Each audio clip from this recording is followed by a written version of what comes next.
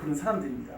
근데 이 제사가 얼마만큼 이 믿음의 사람들, 기독교인, 예수 믿는 사람들한테 치명적이고 악기를 맞고 그리고 이 징계와 저주가 따른다는 것을 많은 사람들이 몰라요. 그리고 저 사람들 제사를 지내니까 나도 같이 제사를 지내자 이런 식으로 생각을 하는데 우리 사랑 성도는 절대 우리는 예수 믿는 사람은 이 제사까지도 승리하시기를 주님의 이름으로 축복합니다. 아까 제가 39장에 예레미야의 그 이스라엘 함락, 예루살렘 멸망에 대해서 말씀드렸잖아요. 그것은 이스라엘에게서는 부끄러운 일이고 이스라엘에게서는 정말 있어서는 안 된 일이지만은 그들이 그렇게 그런 멸망을 당할 수밖에 없었던 이유는 무엇이냐면은 끊임없이 가서 선지자를 보내고 또 선지자를 보내서 죄에서 따라했습니다. 죄에서 돌이키라. 예, 죄에서 돌이키라. 죄에서 그 죄에서 돌이키라고 말을 했는데도 불구하고 이스라엘은 그 죄에서 절대로 돌이키지 않는 거예요. 저도 처음에 저희 집에 제사를 했었는데 믿음 생활을 하고 신앙 생활을 하니까 그때부터 제사는 하나님이 안 기뻐하시는 거다라는 그런 믿음이 생겼어요. 그리고 그 다음부터 부모님하고 얼마나 많이 충돌을 했는지 모릅니다. 진짜 많이 충돌했어요. 그럼에도 불구하고 그 신앙을 지키기 위해서 그런 충돌이 있었음에도 불구하고 꿋꿋하게 나가니까 하나님께서 더 좋은 것으로 예비해 주셨다는 겁니다. 자, 그러면은 왜 제사를 지내면 안 되냐? 한번 읽어봅시다. 시작. 제사는 우상 숭배이기 때문입니다. 예, 제사는 우상 숭배라는 거예요. 제사는 이 제사는 우상 숭배입니다. 그래서 우상 숭배를 하지 말라고 하나님이 명령하셨습니다. 자, 읽어봅시다. 시작. 너는 나 외에는 다른 신들을 내게 두지 말라. 출애굽기 20장 3절 말씀. 하나님께서는 십계명에 너는 나 외에는 다른 신을 내게 두지 말라라고 하면서 하나님 외에 다른 신, 다른 것에게는 섬기거나 절하지 말라는 겁니다. 우리가 제사를 지낼 때 부모님의 혼이 오신다고 생각하고 부모님의 그 영혼이 오셔서 제사를 받는다고 생각하면 모르겠지만은 절대 그 제사 자리에는 부모님의 영혼이 오는 게 아닙니다. 절대 그 부모님의 영혼이 올 수가 없어요. 부모님의 영혼이 오시질 않습니다. 자, 우리 히브리서 한번 가보겠습니다. 히브리서 한번 찾아보겠습니다. 히브리서. 자, 히브리서 우리 9장 한번 가보겠습니다. 9장.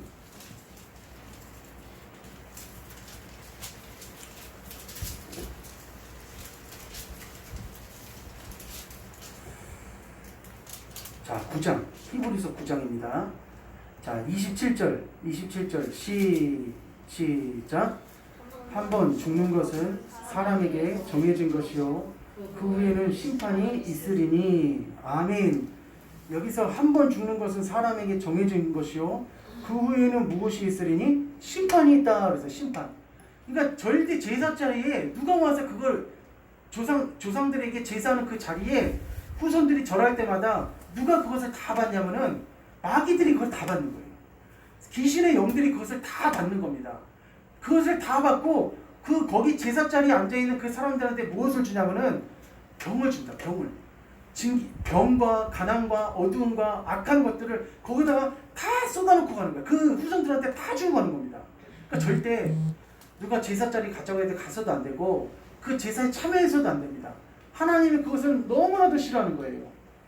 이방인이 고린도서 10장 20절 말씀에 이방인이 제사하는 것은 귀신에게 하는 것이요 하나님께 제사하는 것이 아니니 라고 하면서 나는 너희가 귀신들과 교제하는 것을 원하지 않는다 라고 하면서 우리 주님이 이렇게 말씀하셨어요. 이방인이 제사하는 것은 누구한테? 귀신에게 한다는 거예요. 이 제사하는 것 자체가 귀신한테 하는 거예요. 그래서 사람이 죽으면은 천국과 지옥 중에 한 곳만 갈 뿐 절대 귀신이 되는 것이 절대 아닙니다. 영화 속에서 귀신을 만들어 놓고 포장을 해놓고 마치 그것이 이 사람이 죽으면 이 세상을 떠돌아다니면서 사람을 괴롭힌다고 그렇게 영화에서 TV에서는 그렇게 나오잖아요. 근데 그것은 전부 다 사단의 전략입니다. 사단의 그건 흉계예요. 그러므로 이런 사연이 한 번 있었어요. 어떤 사연이 있었냐면은 이게 극동방송에서 나온 사연이거든요. 사연인데 시댁의 제사, 우상 숭배가 끊어지게 기도해 주세요. 이렇게 돼 있는데 우리 유승기 선생님 한번 읽어주시겠습니까? 한번 읽어봐요. 처음에 시집 와서는 교회를 다니면서 제사 음식하고 그 음식을 나눠 먹은 것에 대한 별 생각이 없었습니다. 좀 귀찮은 일 정도로였고 교회 다니면 제사 안 지내는 정도였어요. 하지만 제가 교회를 좀 더 다니면서 저의 신앙도 조금씩 자라고 목사님 말씀으로 성경을 배우니 이게 정말 큰 죄구나를 깨달았습니다. 예, 이게 이제 극동방송에 그 문자 사연으로 올라온 거거든요. 근데 이분도 교회를 다니면서 이제 결혼을 해서 시집에 갔는데 시집이 어떤 문화냐면은 이 제사 지내는 그런 문화였습니다. 근데 거기서 느끼는 괴로움과 고통에 대해서 지금 이렇게 나온 거예요. 예, 그다음 한번. 예. 그럼에도 불구하고 시대 어른들 앞에 용기 있게 저의 믿음을 말씀드리지 못해서 계속 제사 음식을 준비하고 초등학생이 된 아들은 그 앞에서 이제 절을 하게 되었습니다. 이제 더는 안 되겠다는 마음을 들었습니다.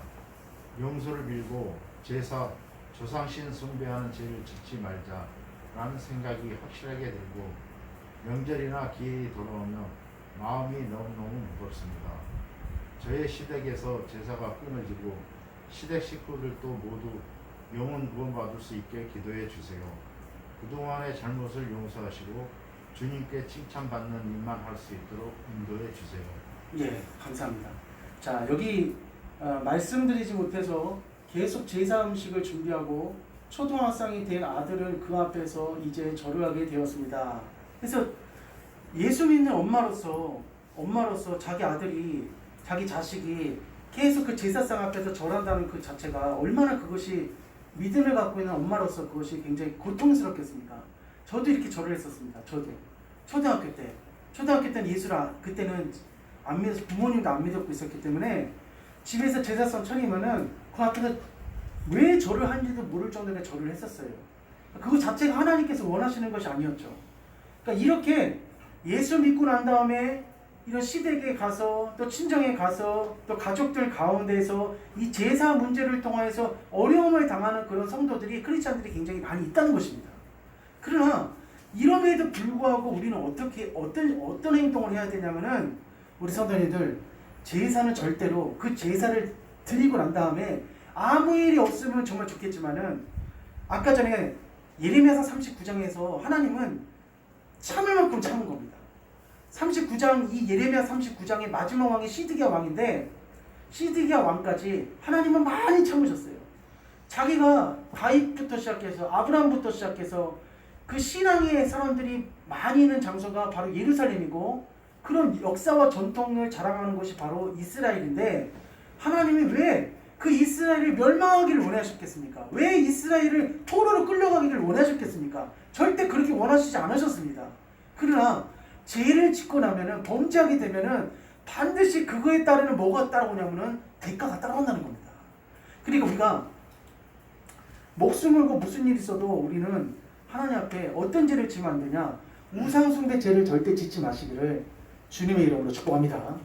근데 문제는 뭐냐? 목회자들이 더 문제예요. 목회자들이 더 문제입니다. 왜냐면은 그냥 제사 지내고 난 다음에 회개하면 된다, 이렇게 얘기를 해버리는 거예요. 이제 저같이 계속 하나님 말씀대로 전하는 사람도 있지만은, 누구는 그냥 이런 말을 하고 싶겠습니까? 그냥 성도님들 편하게 하십시오, 이렇게 말할 수도 있는 거지만은, 그렇게 했다가는 나중에 죽는 순간에 어떤 일이 벌어지냐면은 하나님 앞에 천국과 지옥의 갈림길에서 심판받습니다. 나중에 심판받는 거예요. 끝장나는 겁니다. 그러니까 절대로 우리가 이런 우상숭배죄는 절대 져서는 안 된다는 거예요. 그리고 현대 그리스도인들이 모르고 짓는 두 번째 범죄가 있습니다. 두 번째 죄가 있어요. 근데 이거는 이게 무슨 죄야, 이렇게 생각할 수도 있어요. 이게 무슨 죄야, 이런 게 어떻게, 하나님 믿는 백성이 이게 어떻게 죄야, 이렇게 생각할 수 있지만은, 근데 그런데 이것도 하나님 앞에 뭐가 될 수 있냐면 죄가 될 수 있습니다. 한번 따라했습니다. 예배는 하나님께만 드려야 됩니다. 예배는 하나님께만 드려야 돼요. 그런데 오늘 이 시대에 우리가 제사를 드리지 말라고 하니까, 이 기독교 목사님들도 그렇고 또 기독교인들도 그렇고 그것을 무엇으로 살짝 바꿨냐면은, 이 추도식으로 살짝 바꿨습니다. 추도 예배로 살짝 바꾼 거예요. 추도 예배로. 그러니까 제사를 드리지 말라고 하니까, 그러니까 제사를 드리지 않고 집안에서 제사를 안 드리고 그거를 아예 그걸 없애버리면은 부모님 기일이라든지 또 부모님이 돌아가셨을 때 그 다음에 왔을 때 그 부모님을 기려야겠다는 그런 기리는 그런 의식이 없어져 버린 거잖아요. 그럼 그때 뭐 어떻게 해야 되는가, 그걸 어떻게 해야 되는가, 그걸 참여하다가 무엇으로 그걸 바꿨냐면은 추도식으로 그걸 바꿔버린 겁니다. 추도식으로 부모님 기일에. 그래서 제가 부교육장에 있을 때 한 집사님이 찾아왔어요. 목사님, 제가 전에 다니던 교회 목사님이 부모님 돌아가신 다음에 기일마다 어떻게 하는지 알려주셨는데, 제가 아무리 생각해도 그건 좀 아닌 것 같아서 말씀드리려고 왔다고 하니까, 말씀해 보시라고 하니까 영정사진을 놓고 상을 여기다 딱 놓고 거기다가 제사할 때 3분의 1 정도만 음식을 차려서 거기서 예배 드리고 기도하라는 겁니다. 근데 제가 봤을 때는 도저히 이거는 하나님이 받으신 예배 같지가 않다. 그래갖고 그렇게 저한테 얘기를 하시더라고요. 근데 제가 맞다고 그랬어요. 그 추도식 자체가 그 부모님 기일에 제사 대신 드리는 그 추도식 자체가 그것을 하나님 보시기 원하시지 않는 거다. 예배는 누구만 받다? 그래서 예배는 하나님께만 드려야 됩니다. 예배라는 그 자체가 누구한테 정해진 거냐면은 절대 사람이 들어가는 게 아닙니다. 절대 사람이 들어갈 수가 없어요. 예배 자체는 오로지 여호와 하나님만 받으시는 겁니다. 근데 우리가 오늘 이 시대에 보면은 무슨 박사 졸업 감사 예배, 또 무슨 출판 감사 예배, 이렇게 하면서 어떤 그 사람을 주인공으로 해갖고 예배 드리는 그 감사 예배들이 참 많이 있어요.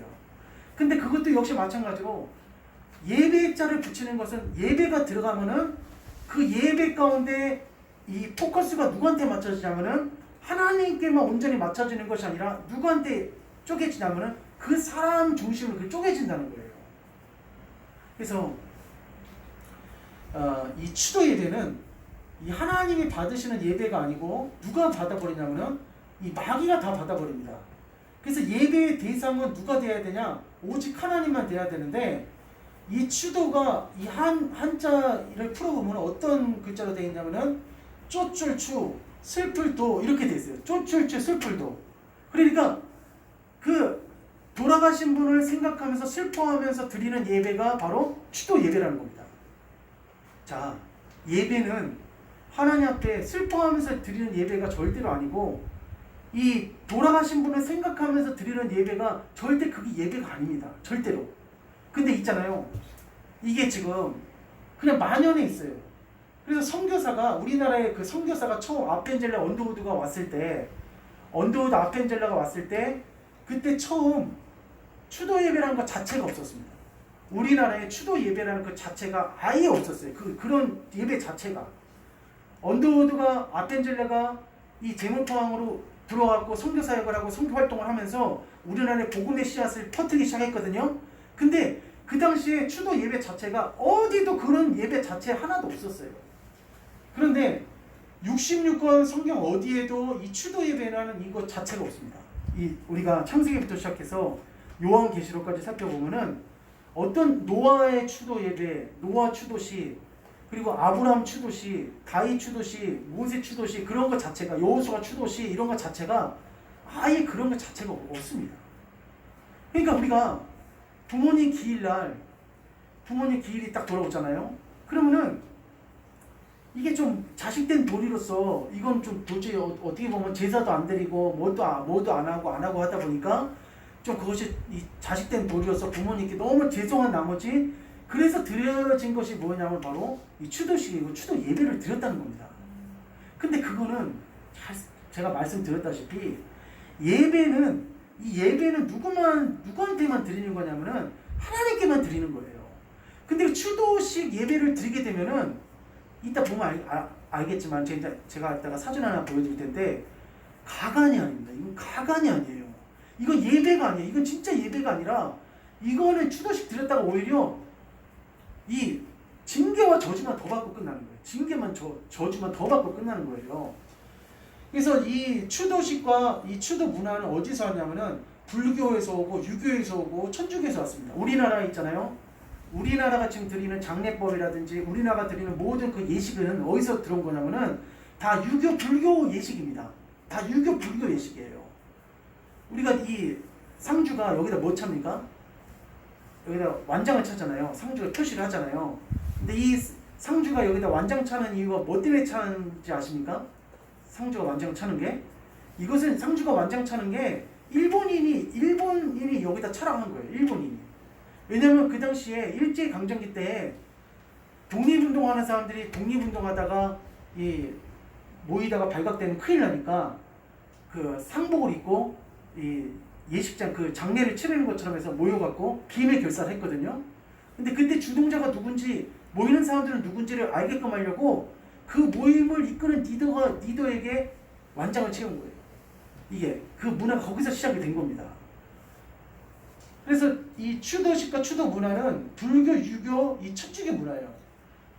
그러면은 돌아가신 분에 대해서 우리가 어떤 마음을 가져야 되냐?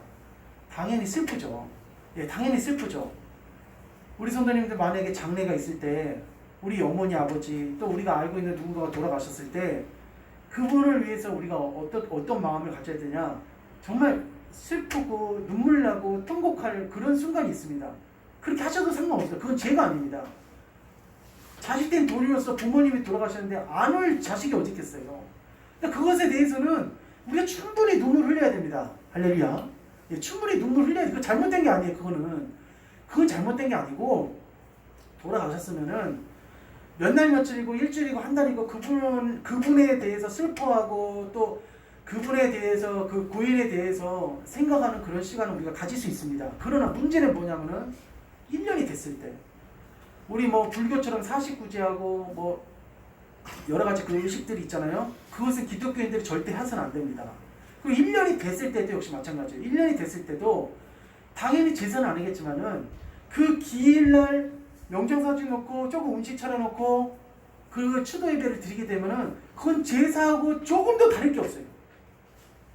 제가 아는 목사님도 그렇게 하고 있습니다. 제가 아는 목사님이 그 일을 하고 있어요. 아주 그냥 충격적인 거예요. 너무 충격적인 거예요.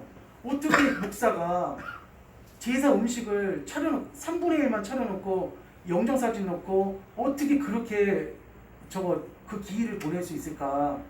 저는 아무리 생각해도 도저히 이해가 안 가요. 어떻게 그게 분별이 안 되나? 그래서 이 추도 문화, 불교, 유교, 천주교 이 문화는 교회 안으로 들어온 겁니다. 이 세계가 짬뽕이 돼갖고 이게 들어온 겁니다. 그러니까 왜 들어왔냐면은 처음에 선교사들이 아펜젤러부터 시작해서 뭐 마페 선교사까지 할 것 없이 우리는 아예 추도 문화 예배 자체가 없었어요. 그 예배가 자체가 없었어요. 근데 이걸 안 하니까 그러니까 제사도 안 드리고 뭐도 아무것도 안 한다 하니까 믿지 않는 불신자들이 기독교인들에 대해서 뭐라고 말하냐면은 저것들은 쌍것들이다. 저것들은 부모도 모르는 쌍놈들이다. 이렇게 손가락질하니까 뭐가 막혀버리냐면 전도의 문이 싹 막혀버리는 거예요. 그래서 이거 안 되겠다 싶어갖고 그럼 우리 이렇게 하자. 제사를 그냥 안 드리고 제사는 드리지 말고 대신 그 기일날 우리가 그분의 영정을 모셔놓고 우리가 추도 예배를 드리자. 이런 식으로 이렇게 지금까지 온 거예요, 이게. 근데 이거는 절대 하나님이 이렇게 우리에게 말씀하신 게 아닙니다. 성경의 주일 예배는 정확히 기록되어 있습니다. 우리 예수님께서 안식 후 첫날을 그 기점으로 해갖고 우리가 주일 예배를 드리는 근거가 성경에 정확하게 나와 있어요. 한번 따라했습니다. 안식일을 기억하여, 이 안식일을 기억하여 거룩히 지키라 라고 하면서 구약의 백성들은 안식일을 지켰고, 그리고 신약으로 넘어오면서 예수님이 부활하시고 부활한 그 첫날을 기점으로 해서 우리가 하나님 앞에 드리는 예배가 바로 주일 예배인 것입니다. 그럼 우리가 모세, 다윗, 베드로 등등 추모 예배가 아예 없었고, 그리고 추모 예배를 드리고 난 다음에 이 추도식을 하고 난 다음에 아무 일이 없으면 좋겠지만은 이것을 다 누가 봤냐면 역시 마찬가지로 마귀가 그 가운데서 딱 가로채는 거예요. 마귀가 다 영광을 받는 겁니다. 마귀가 영광을 다 받고 후손들한테 무엇을 주냐면은 질병을 주고 환난을 주고 고통을 주고 이런 것들을 다 이렇게 뿌리는 거예요. 이걸 다 뿌리는 겁니다. 저는 절대 이거 추도식 자체를 하진 않습니다. 저는 추도식 자체를 하지 않고 그리고 우리가 장례식장 가서도 우리가 믿는 자가 향을 있잖아요. 향을. 그 향이 무슨 뜻인지 아십니까? 향을 그거 함부로 놓는 거 아닙니다. 이거 불교 문화예요. 근데 믿는 자가 그 향 거기서 이제 상주라든지 누가 주면은 그 향을 갖다가 꽂는데 그 불교 의식 자체로 그걸 우리가 따라하는 거예요. 그리고 역시 이 국화는 누구한테 드리는 거냐면은 일본 왕한테 드리는 겁니다. 일본 왕한테. 그래서 우리가 야수꾼이 신사에 가면은 그 앞에 그 재단에 보면 뭐가 있냐면 국화꽃이 이렇게 두 개가 있어요. 국화꽃이. 그러니까 국화꽃은 누구를 상징하는? 일본 천황을 상징하는 겁니다. 그리고 또 절하는 것도 역시 이것도 마찬가지고. 그리고 우리가 고인의 명복을 빈다 이렇게 얘기를 하지만은 고인에게 명복을 빈다 이 말도 이것도 잘못된 말이에요. 고인에게 명복을 빈다는 것은 저승에 있는 죽어 있는 그 사람한테 옥황상제한테 그 염라대왕한테 복을 빌어주기를 원한다라는 뜻에서 우리가 고인에게 명복을 빕니다 이렇게 하는 거예요. 그런데 믿는 자가 예수 믿는 사람도 나는 하나님 믿는 사람이고 예수님 믿는 사람이 아무 생각 없이 고인의 명복을 빕니다 이런 식으로 얘기하는 거예요. 이거는 아까 제가 말씀드렸듯이 고인의 명복을 빈다는 것은 이 옥황상제하고 저승에 있는 염라대왕한테 그 죽은 사람을 잘 좀 부탁한다, 잘 좀 부탁합니다 이런 식으로 이렇게 부탁하는 이 말이 고인에게 명복을 빕니다 이런 뜻이라는 거예요. 그러니까 우리가 교회를 다니면서 이게 아무런 지식 없이 그냥 다닐 때가 굉장히 많이 있습니다. 그런데 우리가 하는 그 행동이 자칫 잘못하면은 무엇하고 직결될 수 있냐면은 한번 따라했습니다. 우상숭배와 우상숭배와 직결이 될 수 있다는 거예요. 자, 그래서 이 두아디라 교회에게 주님은 요한계시록 20장 2장 20절 23절에 그러나 내게 책망할 일이 있노라 자칭 선지자라는 여자 이세벨을 내가 용납함이니 그가 네 종을 가르쳐 깨어 행음하게 하고 우상의 재물을 먹게 하는도다. 또 내가 그에게 회개할 기회를 주었으되 그 음행을 회개하고자 아니하도다. 그 음행이 뭐냐면은 우상숭배하는 것을 하나님 무엇으로 보냐면은 음행으로 보는 거거든요.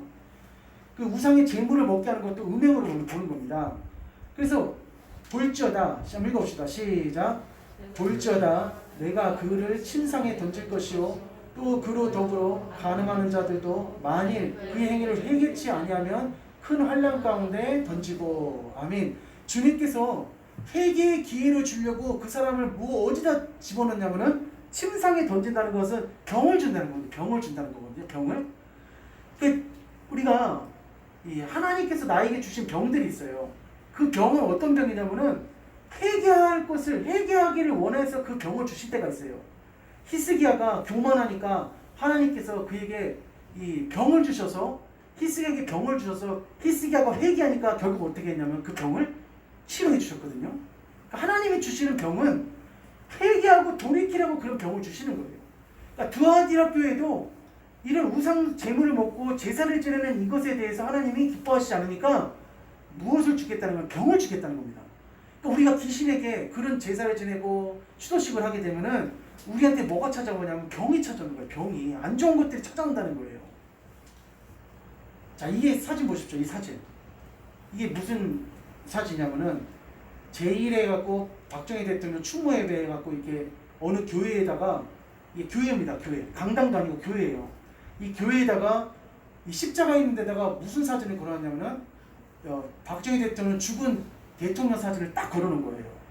그리고 이 강대상이거든요. 강대상의 뒤에 다 목사님들이 이렇게 앉아 계십니다. 자, 다음 장면이 충격적이에요. 다음 장면이 뭐냐면은 이게 이제 다음 장면을 보면은 이 목사님들이 이게 나와서 예배를 드리는데 이 영상이 유튜브에 아마 있을 거예요. 근데 이 추모 예배를 드리는데 대부분 다 무슨 말이냐면은 박정희 대통령 찬양하는 말만 나와요. 찬양. 다 박정희 대통령 자랑하고 찬양하고 박정희 대통령을 높여주는 그런 말만 예배 시간 1시간 동안 그런 말만 계속 다 나와요. 이게 추모 예배입니까? 이게 추모 예배예요? 이게 예배입니까? 이게 하나님께 드린 예배예요?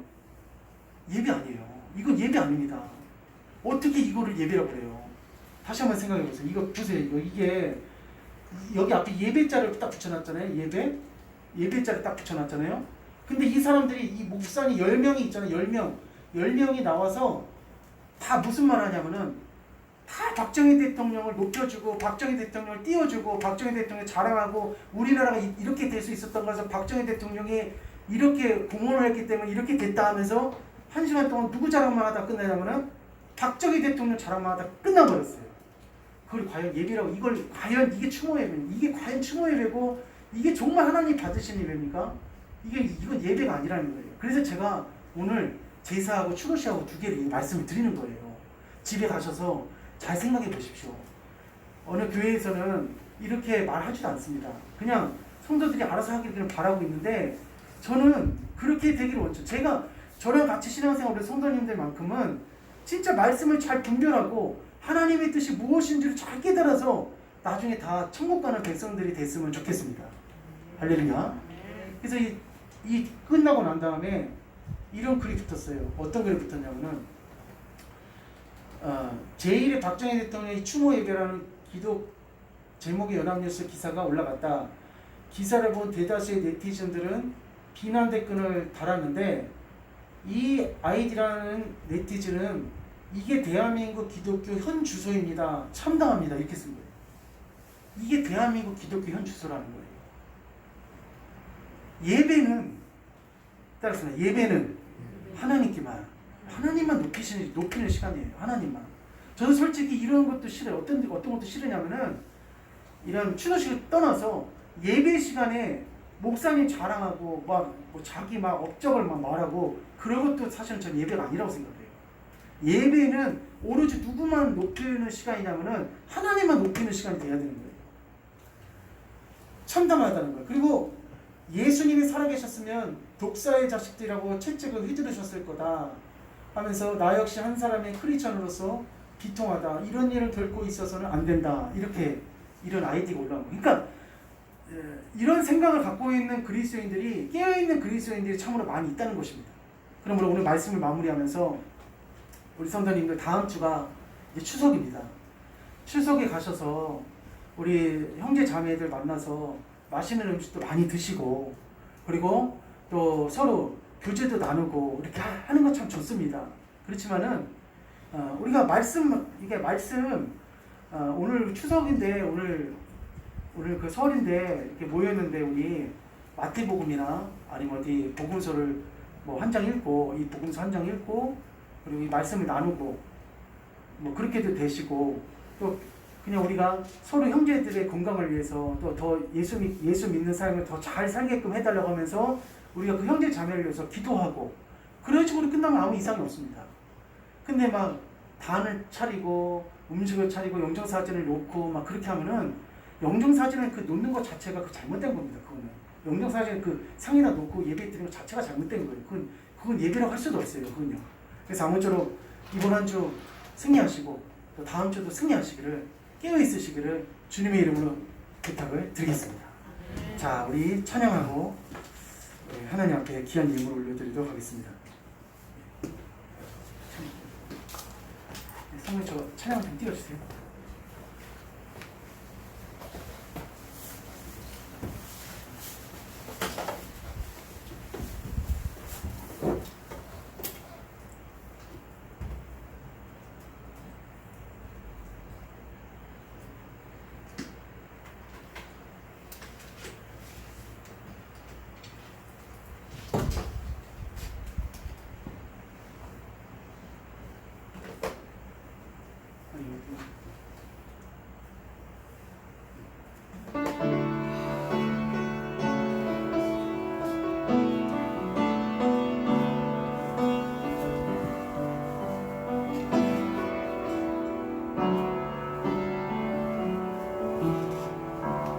은혜 아니면 살아갈 수가 없네.